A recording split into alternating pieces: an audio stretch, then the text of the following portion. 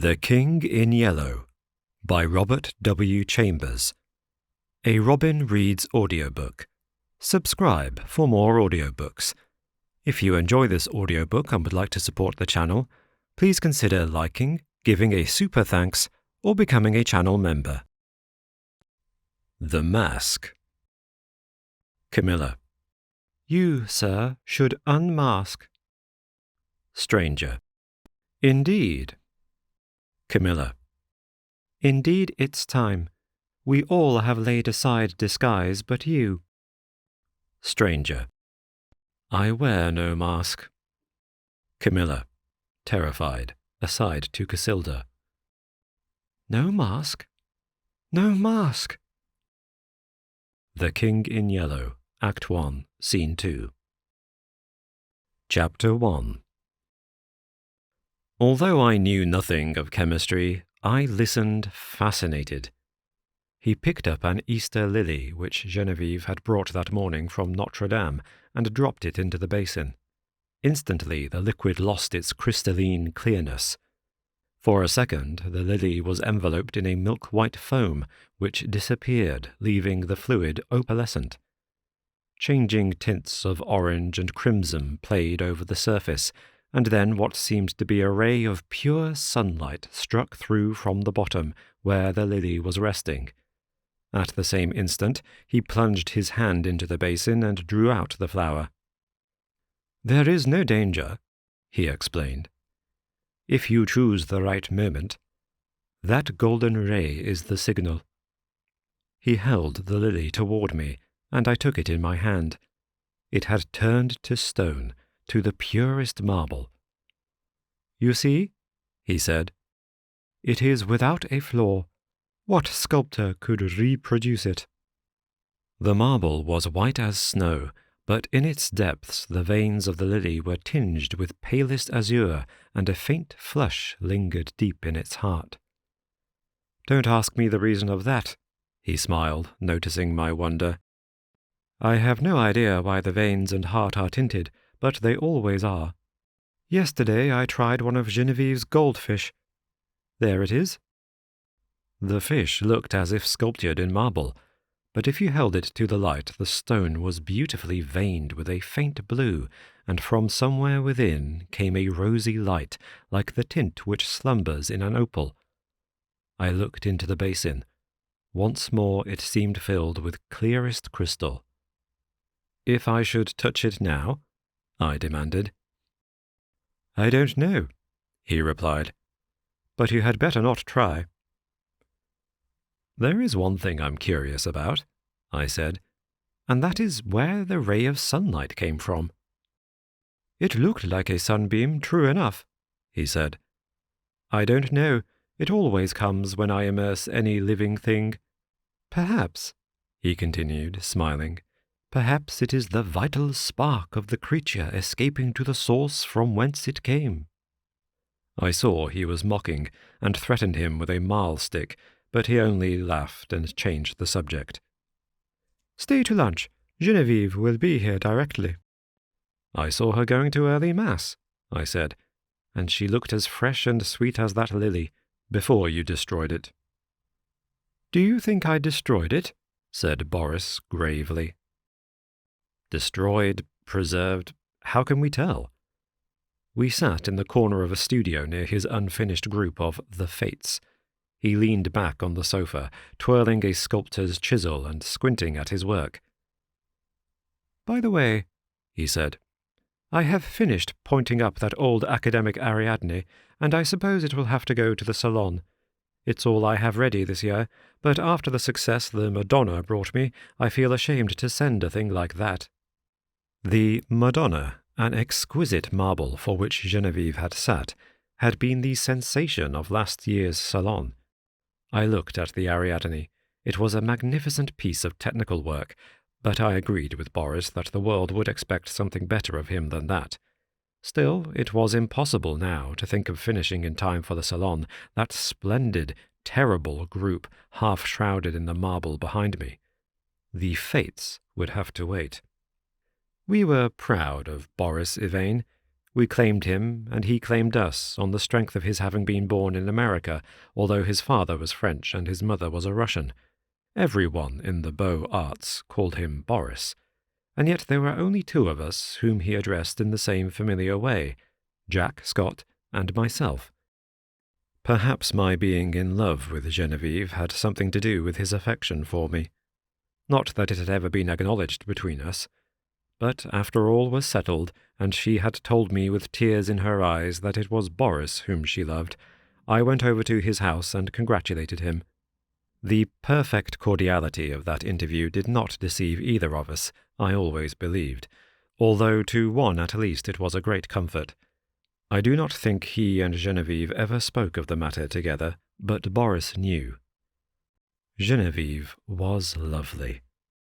The Madonna-like purity of her face might have been inspired by the Sanctus in Gounod's Mass, but I was always glad when she changed that mood for what we called her April manoeuvres. She was often as variable as an April day. In the morning, grave, dignified, and sweet. At noon, laughing, capricious. At evening, whatever one least expected. I preferred her so, rather than in that Madonna-like tranquillity which stirred the depths of my heart. I was dreaming of Genevieve when he spoke again. "What do you think of my discovery, Alec?" "I think it wonderful." "I shall make no use of it, you know, beyond satisfying my own curiosity so far as may be, and the secret will die with me." "It would be rather a blow to sculpture, would it not? We painters lose more than we ever gain by photography." Boris nodded, playing with the edge of the chisel. "This new vicious discovery would corrupt the world of art. No, I shall never confide the secret to anyone," he said slowly. "It would be hard to find anyone less informed about such phenomena than myself, but of course I had heard of mineral springs so saturated with silica that the leaves and twigs which fell into them were turned to stone after a time. I dimly comprehended the process, how the silica replaced the vegetable matter, atom by atom, and the result was a duplicate of the object in stone. This, I confess, had never interested me greatly, and as for the ancient fossils thus produced, they disgusted me. Boris, it appeared, feeling curiosity instead of repugnance, had investigated the subject, and had accidentally stumbled on a solution which, attacking the immersed object with a ferocity unheard of, in a second did the work of years. This was all I could make out of the strange story he had just been telling me. He spoke again after a long silence. "I am almost frightened when I think what I have found. Scientists would go mad over the discovery. It was so simple, too. It discovered itself. When I think of that formula and that new element precipitated in metallic scales." "What new element?" "Oh, I haven't thought of naming it, and I don't believe I ever shall. There are enough precious metals now in the world to cut throats over." I pricked up my ears. "Have you struck gold, Boris?" "No. Better. But see here, Alec," he laughed, starting up. "You and I have all we need in this world. Ah, how sinister and covetous you look already." I laughed too, and told him I was devoured by the desire for gold, and we had better talk of something else. So when Genevieve came in shortly after, we had turned our backs on alchemy. Genevieve was dressed in silvery grey from head to foot. The light glinted along the soft curves of her fair hair as she turned her cheek to Boris. Then she saw me and returned my greeting. She had never before failed to blow me a kiss from the tips of her white fingers, and I promptly complained of the omission. She smiled and held out her hand, which dropped almost before it had touched mine. Then she said, looking at Boris, "You must ask Alec to stay for luncheon." This also was something new. She had always asked me herself until today. "I did," said Boris shortly. "And you said yes, I hope?" She turned to me with a charming, conventional smile. I might have been an acquaintance of the day before yesterday. I made her a low bow. J'avais bien l'honneur, madame. But refusing to take up our usual bantering tone, she murmured a hospitable commonplace and disappeared. Boris and I looked at one another. I had better go home, don't you think? I asked. Hanged if I know, he replied frankly. While we were discussing the advisability of my departure, Genevieve reappeared in the doorway without her bonnet. She was wonderfully beautiful, but her colour was too deep and her lovely eyes were too bright. She came straight up to me and took my arm. Luncheon is ready? Was I cross, Alec? I thought I had a headache, but I haven't. Come here, Boris. And she slipped her other arm through his. Alec knows that after you there is no one in the world whom I like as well as I like him, so if he sometimes feels snubbed, it won't hurt him. À la bonne heure, I cried. Who says there are no thunderstorms in April? Are you ready? Chanted Boris. Aye, ready. And, arm in arm, we raced into the dining room, scandalizing the servants. After all, we were not so much to blame. Genevieve was 18, Boris was 23, and I not quite 21. Chapter 2. Some work that I was doing about this time on the decorations for Genevieve's boudoir kept me constantly at the quaint little hotel in the Rue Sainte-Cécile. Boris and I, in those days, laboured hard, but as we pleased, which was fitfully, and we all three, with Jack Scott, idled a great deal together. One quiet afternoon I had been wandering alone over the house examining curios, prying into odd corners, bringing out sweetmeats and cigars from strange hiding places, and at last I stopped in the bathing room. Boris, all over clay, stood there washing his hands. The room was built of rose-coloured marble, excepting the floor, which was tessellated in rose and grey. In the centre was a square pool sunken below the surface of the floor. Steps led down into it, sculptured pillars supporting a frescoed ceiling. A delicious marble Cupid appeared to have just alighted on his pedestal at the upper end of the room. The whole interior was Boris's work and mine. Boris, in his working clothes of white canvas, scraped the traces of clay and red modelling wax from his handsome hands and coquetted over his shoulder with the Cupid. "I see you," he insisted. "Don't try to look the other way and pretend not to see me. You know who made you, little humbug." It was always my rôle to interpret Cupid's sentiments in these conversations, and when my turn came I responded in such a manner that Boris seized my arm and dragged me toward the pool, declaring he would duck me. Next instant he dropped my arm and turned pale. "Good God," he said. "I forgot the pool is full of the solution." I shivered a little, and dryly advised him to remember better where he had stored the precious liquid. "In heaven's name, why do you keep a small lake of that gruesome stuff, here of all places?" I asked. "I want to experiment on something large," he replied. "On me, for instance?" "Ah, that came too close for jesting. But I do want to watch the action of that solution on a more highly organized living body. There is that big white rabbit," he said, following me into the studio. Jack Scott, wearing a paint-stained jacket, came wandering in, appropriated all the oriental sweetmeats he could lay his hands on, looted the cigarette case, and finally he and Boris disappeared together to visit the Luxembourg Gallery, where a new silver bronze by Rodin and a landscape of Monet's were claiming the exclusive attention of artistic France. I went back to the studio and resumed my work. It was a Renaissance screen, which Boris wanted me to paint for Genevieve's boudoir, but the small boy who was unwillingly dawdling through a series of poses for it today refused all bribes to be good. He never rested an instant in the same position, and inside of 5 minutes I had as many different outlines of the little beggar. "Are you posing, or are you executing a song and dance, my friend?" I inquired. "Whichever monsieur pleases," he replied with an angelic smile. Of course I dismissed him for the day, and of course I paid him for the full time, that being the way we spoil our models. After the young imp had gone, I made a few perfunctory daubs at my work, but was so thoroughly out of humour that it took me the rest of the afternoon to undo the damage I had done, so at last I scraped my palette, stuck my brushes in a bowl of black soap, and strolled into the smoking room.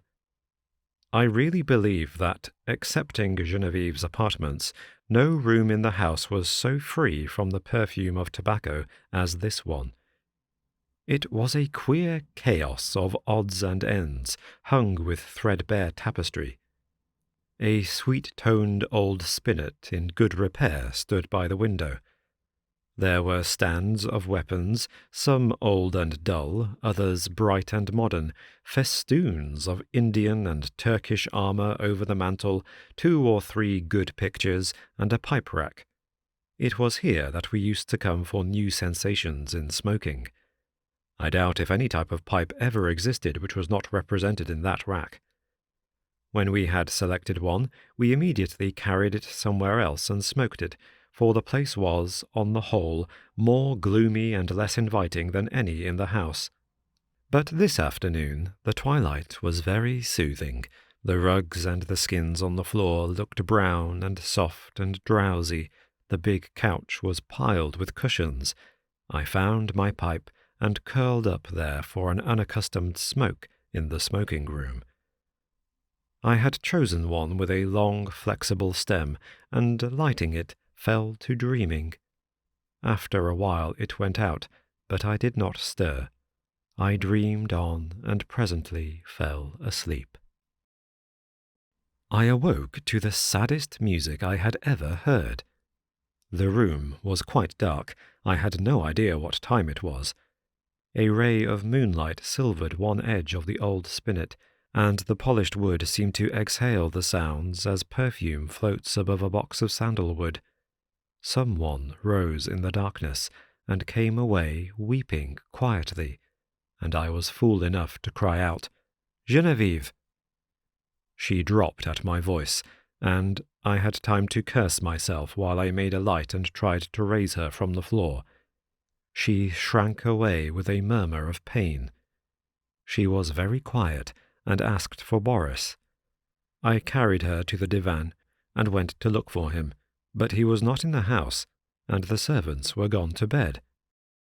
Perplexed and anxious, I hurried back to Genevieve. She lay where I had left her, looking very white. "I can't find Boris, nor any of the servants," I said. "I know," she answered faintly. "Boris has gone to Ept with Monsieur Scott.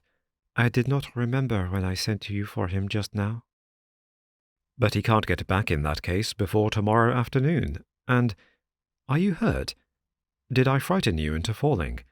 What an awful fool I am, but I was only half awake." "Boris thought you had gone home before dinner. Do please excuse us for letting you stay here all this time." "I have had a long nap," I laughed, so sound that I did not know whether I was still asleep or not when I found myself staring at a figure that was moving toward me, and called out your name. "Have you been trying the old spinet? You must have played very softly." I would tell 1,000 more lies worse than that one to see the look of relief that came into her face. She smiled adorably and said in her natural voice, "Alec, I tripped on that wolf's head, and I think my ankle is sprained. Please call Marie, and then go home." I did as she bade me, and left her there when the maid came in. Chapter 3. At noon next day, when I called, I found Boris walking restlessly about his studio. "Genevieve is asleep just now," he told me. "The sprain is nothing, but why should she have such a high fever? The doctor can't account for it, or else he will not," he muttered. "Genevieve has a fever?" I asked. "I should say so, and has actually been a little light-headed at intervals all night. The idea! Gay little Genevieve, without a care in the world, and she keeps saying her heart's broken and she wants to die." My own heart stood still. Boris leaned against the door of his studio, looking down, his hands in his pockets, his kind, keen eyes clouded, a new line of trouble drawn over the mouth's good mark that made the smile. The maid had orders to summon him the instant Genevieve opened her eyes. We waited and waited, and Boris, growing restless, wandered about, fussing with modelling wax and red clay. Suddenly he started for the next room. "Come and see my rose-coloured bath full of death," he cried. "Is it death?" I asked, to humour his mood. "You are not prepared to call it life, I suppose," he answered. As he spoke, he plucked a solitary goldfish, squirming and twisting out of its globe. "We'll send this one after the other, wherever that is," he said. There was feverish excitement in his voice.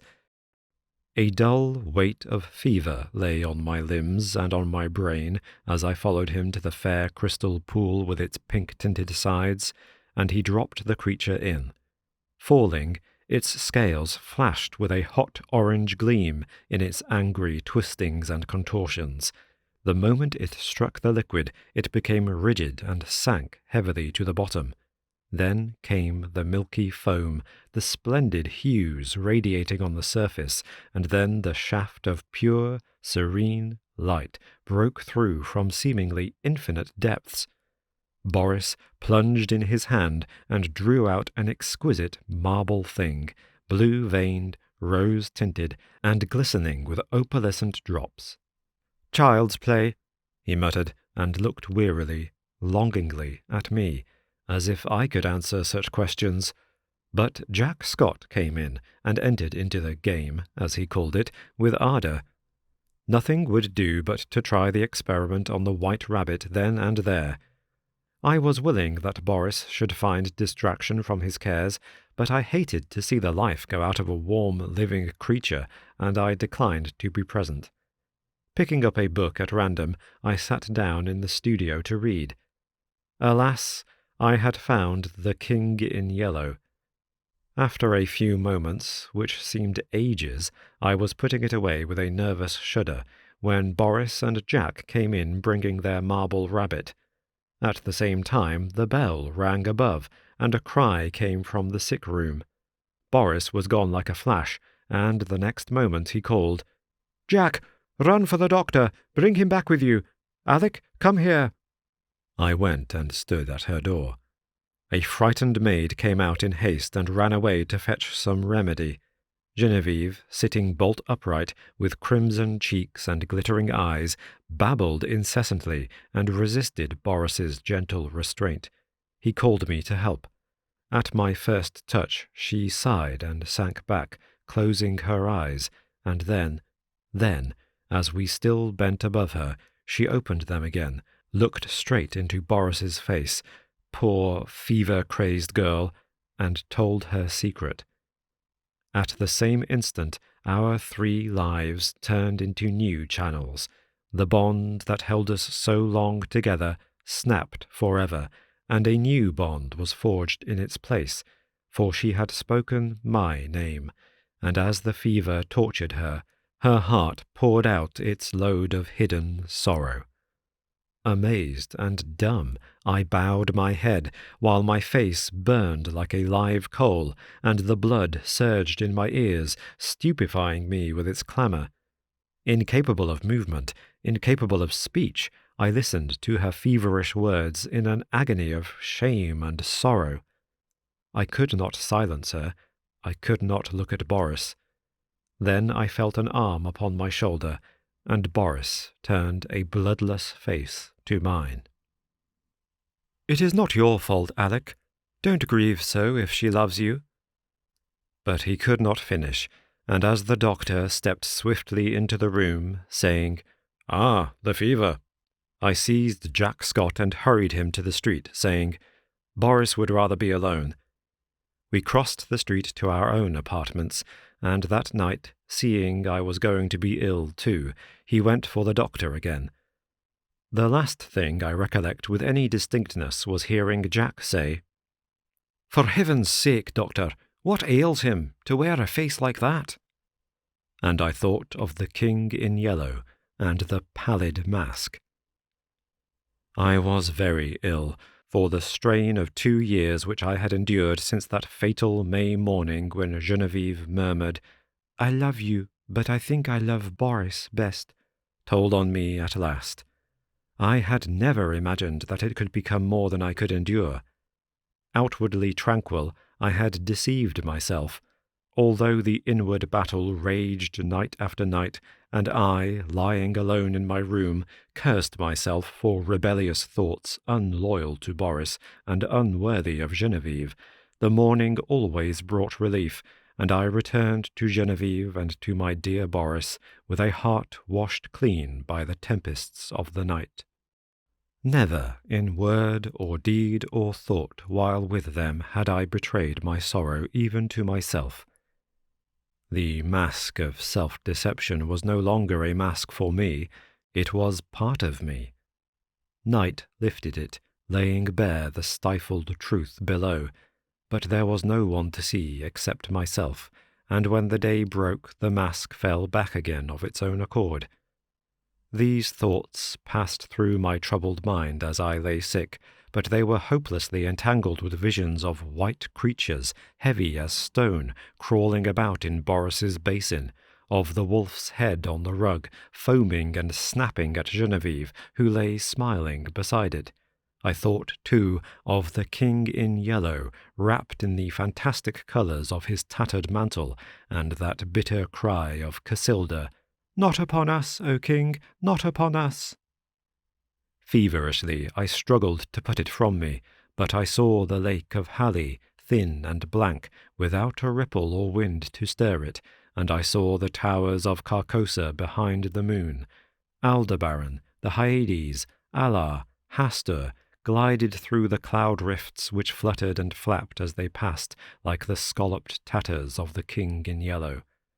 Among all these, one sane thought persisted.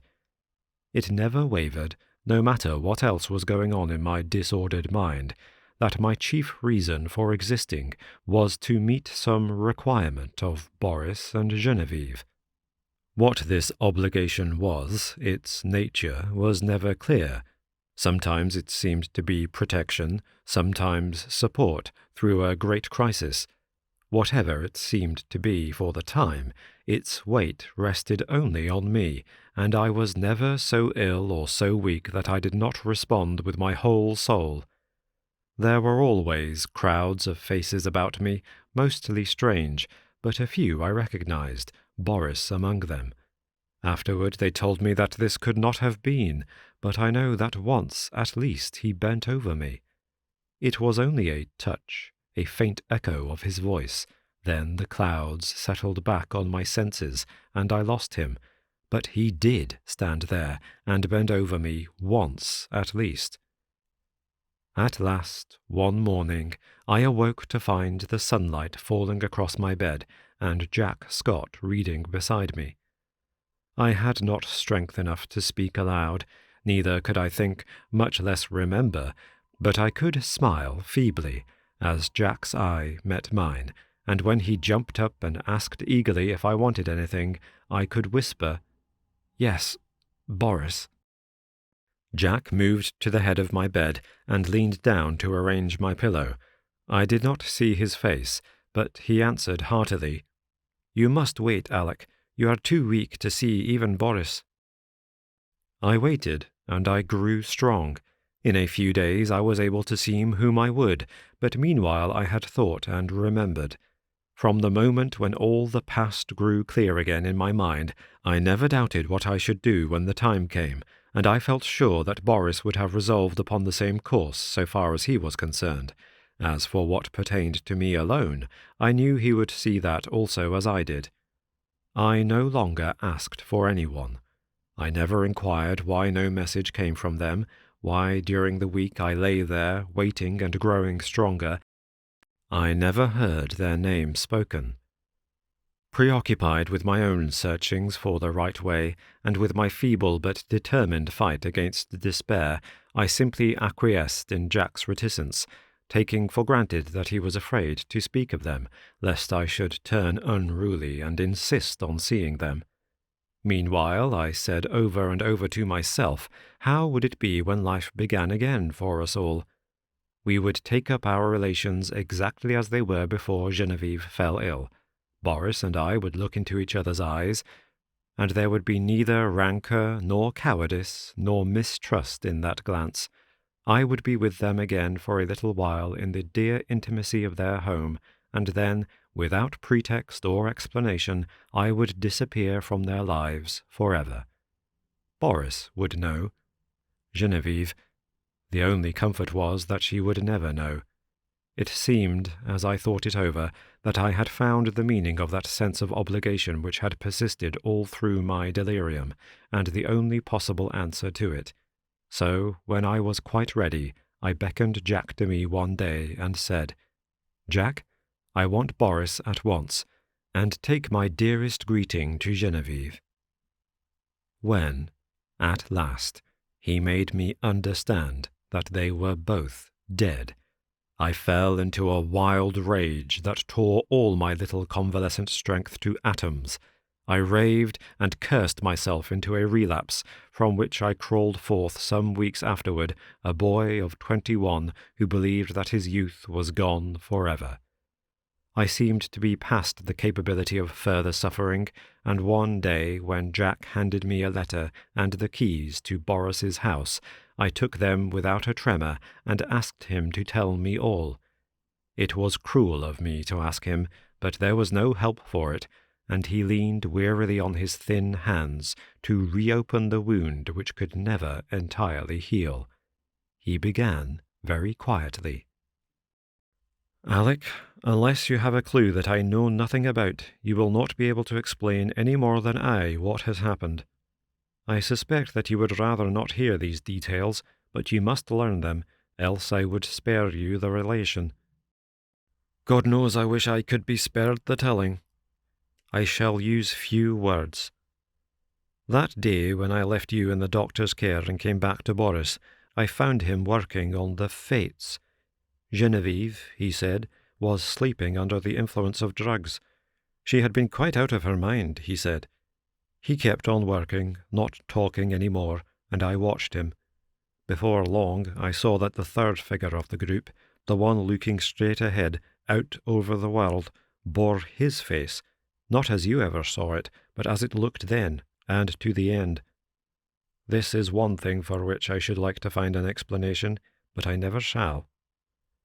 Well, he worked, and I watched him in silence, and he went on that way until nearly midnight. Then we heard the door open and shut sharply, and a swift rush in the next room. Boris sprang through the doorway, and I followed, but we were too late. She lay at the bottom of the pool, her hands across her breast. Then Boris shot himself through the heart. Jack stopped speaking. Drops of sweat stood under his eyes, and his thin cheeks twitched. I carried Boris to his room. Then I went back and let that hellish fluid out of the pool, and turning on all the water, washed the marble clean of every drop. When at length I dared descend the steps, I found her lying there as white as snow. At last, when I had decided what was best to do, I went into the laboratory and first emptied the solution in the basin into the waste pipe. Then I poured the contents of every jar and bottle after it. There was wood in the fireplace, so I built a fire, and breaking the locks of Boris's cabinet, I burnt every paper, notebook, and letter that I found there.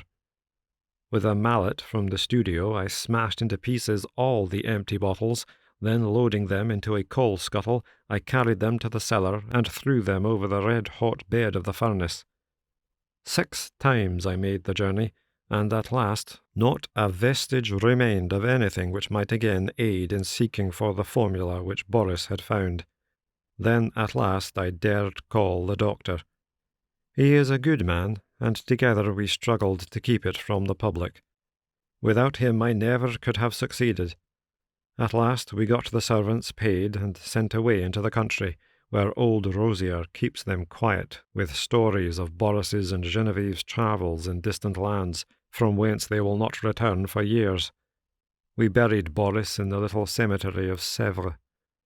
The doctor is a good creature, and knows when to pity a man who can bear no more. He gave his certificate of heart disease, and asked no questions of me. Then, lifting his head from his hands, he said, "Open the letter, Alec. It is for us both." I tore it open. It was Boris's will, dated a year before.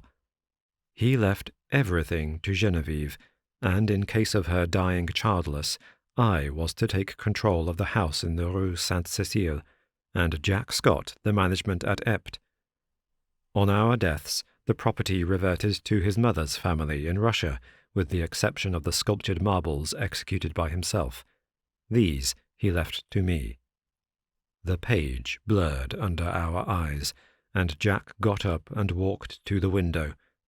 Presently he returned and sat down again. I dreaded to hear what he was going to say, but he spoke with the same simplicity and gentleness. Genevieve lies before the Madonna in the marble room. The Madonna bends tenderly above her, and Genevieve smiles back into that calm face that never would have been except for her. His voice broke, but he grasped my hand, saying, "Courage, Alec." Next morning he left for Ept to fulfill his trust.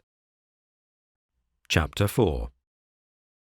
The same evening I took the keys and went into the house I had known so well. Everything was in order, but the silence was terrible. Though I went twice to the door of the marble room, I could not force myself to enter. It was beyond my strength. I went into the smoking room and sat down before the spinet. A small lace handkerchief lay on the keys, and I turned away, choking. It was plain I could not stay, so I locked every door, every window, and the 3 front and back gates, and went away. Next morning, Alcide packed my valise, and leaving him in charge of my apartments, I took the Orient Express for Constantinople. During the 2 years that I wandered through the East, at first, in our letters, we never mentioned Genevieve and Boris, but gradually their names crept in. I recollect particularly a passage in one of Jack's letters replying to one of mine. "What you tell me of seeing Boris bending over you while you lay ill, and feeling his touch on your face, and hearing his voice, of course troubles me. This that you describe must have happened a fortnight after he died. I say to myself that you are dreaming, that it was part of your delirium, but the explanation does not satisfy me, nor would it you." Toward the end of the 2nd year, a letter came from Jack to me in India, so unlike anything that I had ever known of him that I decided to return at once to Paris. He wrote, "I am well, and sell all my pictures as artists do who have no need of money. I have not a care of my own, but I am more restless than if I had. I am unable to shake off a strange anxiety about you. It is not apprehension, it is rather a breathless expectancy. Of what, God knows. I can only say it is wearing me out. Nights I dream always of you and Boris. I can never recall anything afterward, but I wake in the morning with my heart beating, and all the day the excitement increases until I fall asleep at night to recall the same experience. I am quite exhausted by it, and have determined to break up this morbid condition. I must see you. Shall I go to Bombay, or will you come to Paris?" I telegraphed him to expect me by the next steamer. When we met, I thought he had changed very little. I, he insisted, looked in splendid health. It was good to hear his voice again, and as we sat and chatted about what life still held for us, we felt that it was pleasant to be alive in the bright spring weather. We stayed in Paris together a week, and then I went for a week to Ept with him, but first of all we went to the cemetery at Sèvres, where Boris lay. "Shall we place the Fates in the little grove above him?" Jack asked, and I answered, "I think only the Madonna should watch over Boris's grave." But Jack was none the better for my homecoming. The dreams of which he could not retain even the least definite outline continued, and he said that at times the sense of breathless expectancy was suffocating. "You see, I do you harm and not good," I said. "Try a change without me." So he started alone for a ramble among the Channel Islands, and I went back to Paris. I had not yet entered Boris's house, now mine, since my return, but I knew it must be done. It had been kept in order by Jack. There were servants there, so I gave up my own apartment and went there to live. Instead of the agitation I feared, I found myself able to paint there tranquilly. I visited all the rooms, all but one. I could not bring myself to enter the marble room where Geneviève lay, and yet I felt the longing growing daily to look upon her face, to kneel beside her. One April afternoon I lay dreaming in the smoking-room, just as I had lain 2 years before, and mechanically I looked among the tawny eastern rugs for the wolf-skin. At last I distinguished the pointy ears and flat, cruel head, and I thought of my dream where I saw Geneviève laying beside it. The helmets still hung against the threadbare tapestry, among them the old Spanish morion, which I remembered Geneviève had once put on when we were amusing ourselves with the ancient bits of mail. I turned my eyes to the spinet. Every yellow key seemed eloquent of her caressing hand, and I rose, drawn by the strength of my life's passion, to the sealed door of the marble room. The heavy doors swung inward under my trembling hands. Sunlight poured through the window, tipping with gold the wings of Cupid, and lingered like a nimbus over the brows of the Madonna. Her tender face bent in azure vein, and beneath her softly clasped hands the folds of her dress were tinged with rose, as if from some faint, warm light within her breast. Bending with a breaking heart, I touched the marble drapery with my lips, then crept back into the silent house. A maid came in and brought me a letter, and I sat down in the little conservatory to read it. But as I was about to break the seal, seeing the girl lingering, I asked her what she wanted. She stammered something about a white rabbit that had been caught in the house, and asked what should be done with it. I told her to let it loose in the walled garden behind the house, and opened my letter. It was from Jack, but so incoherent that I thought he must have lost his reason. It was nothing but a series of prayers to me not to leave the house until he could get back. He could not tell me why. There were the dreams, he said. He could explain nothing, but he was sure that I must not leave the house in the Rue Sainte-Cécile. As I finished reading, I raised my eyes and saw the same maid-servant standing in the doorway, holding a glass dish in which 2 goldfish were swimming. "Put them back into the tank and tell me what you mean by interrupting me," I said. With a half-suppressed whimper, she emptied water and fish into an aquarium at the end of the conservatory, and turning to me, asked my permission to leave my service. She said people were playing tricks on her, evidently with the design of getting her into trouble. The marble rabbit had been stolen, and a live one had been brought into the house. The 2 beautiful marble fish were gone, and she had just found those common live things flopping on the dining-room floor. I reassured her and sent her away, saying I would not look about myself. I went into the studio. There was nothing there but my canvases and some casts, except the marble of the Easter lily. I saw it on a table across the room. Then I strode angrily over to it.